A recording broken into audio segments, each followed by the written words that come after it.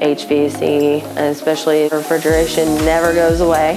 There is a big shortage. There's usually high demand, lots of competition between different companies.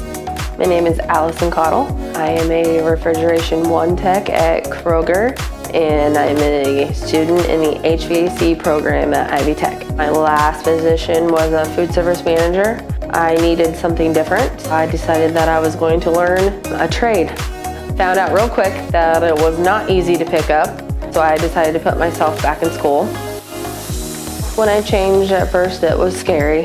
It's actually been the best decision I have made career-wise. There's lots of potential to make more money.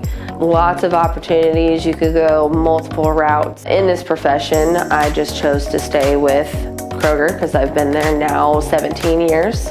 Before, I've worked with some of the guys. I mean, they had their skepticism, but learned really quickly that I'm not afraid to get dirty. I'm not afraid to do the grunt work. I'll get in there. I don't want somebody to do it for me. I want to learn how to do it myself because I want to eventually be on my own and be able to do those things by myself.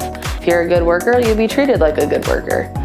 If you walk into somewhere, you usually see a guy working on something. So there are times where I'll have somebody come in the store and they'll do a double take and they'll ask me are you fixing that? Women say, "You go, girl." I'm like, "Thanks."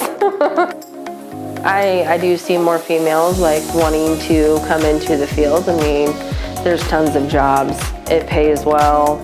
Next year, I hope to be an actual tech that's on my own, have my own stores, progressing up levels, and eventually down the road, training others, making them independent, so that way, everybody that comes into the field can be successful.